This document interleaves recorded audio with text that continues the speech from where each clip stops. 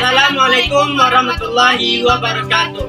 Dan selamat siang. Kami dari kelompok 1 kelas 10 MIPA 6 akan menjelaskan lembaga-lembaga dalam sistem ketatanegaraan Undang-Undang Dasar 1945.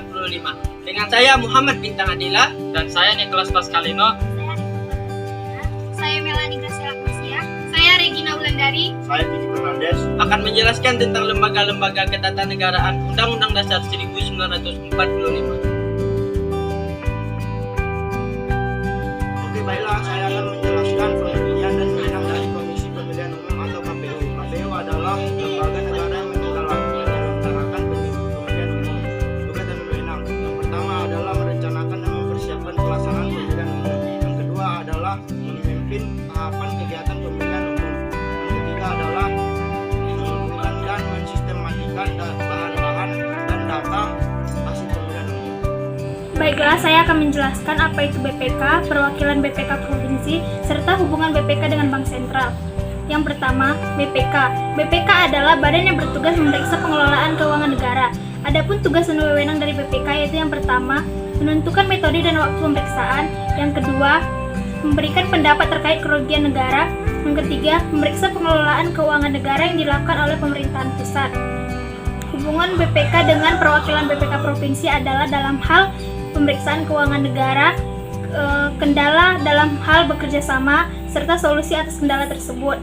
Hubungan kerja meliputi yang pertama pemeriksaan keuangan negara, pemeriksaan tematik, pemeriksaan atas kerugian negara, serta pemberian hasil dari pemeriksaan tersebut.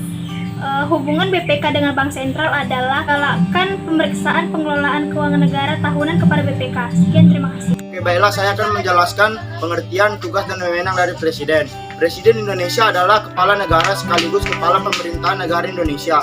Sebagai kepala negara, Presiden adalah simbol asli negara Indonesia di dunia.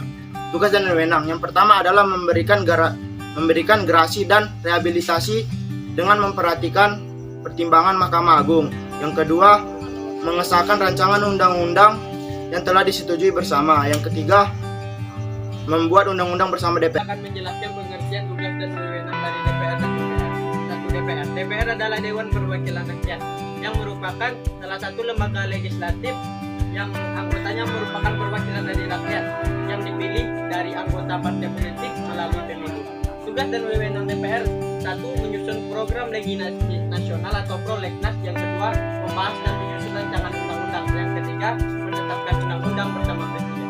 MPR atau Majelis Permusyawaratan Rakyat adalah lembaga pelaksana kedaulatan rakyat yang anggotanya terdiri dari para wakil-wakil rakyat yang dipilih melalui pemilu. Tugas dan wewenang dari MPR: satu, mengubah dan menetapkan undang-undang dasar. Yang kedua, melantik presiden dan wakil presiden dalam sidang paripurna. Yang ketiga, menetapkan peraturan tata tertib dan kode etik dari MPR. Baiklah, saya akan menjelaskan tentang DPD. DPD adalah sebuah lembaga legislatif yang beranggotakan perwakilan dari provinsi yang ada di Indonesia. Tugas dan wewenang DPD yang pertama adalah merancang undang-undang bersama DPR. Yang kedua, memberikan rancangan undang-undang sebagai inisiatif DPD ke DPR. Dan DPD tersebut ikut dalam membahas rancangan undang-undang tersebut. Baiklah, di sini saya akan menjelaskan tentang Mahkamah Agung dan Mahkamah Konstitusi. Mahkamah Agung adalah lembaga negara yang memegang kekuasaan kehakiman bersama dengan Mahkamah Konstitusi yang terbebas dari cabang-cabang kekuasaan lainnya.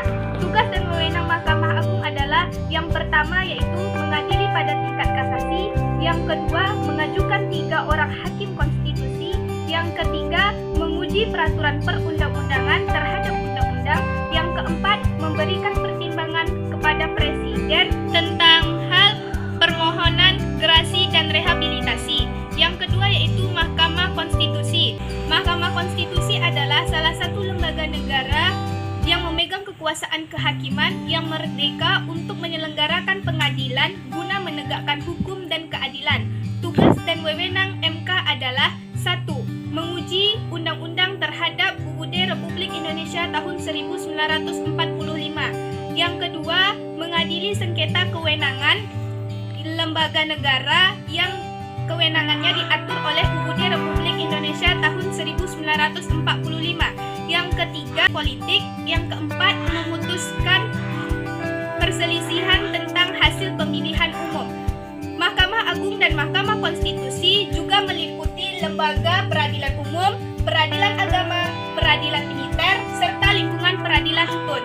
Sekian dari saya, terima kasih. Baiklah, saya akan menjelaskan pengertian tugas dan wewenang dari KY.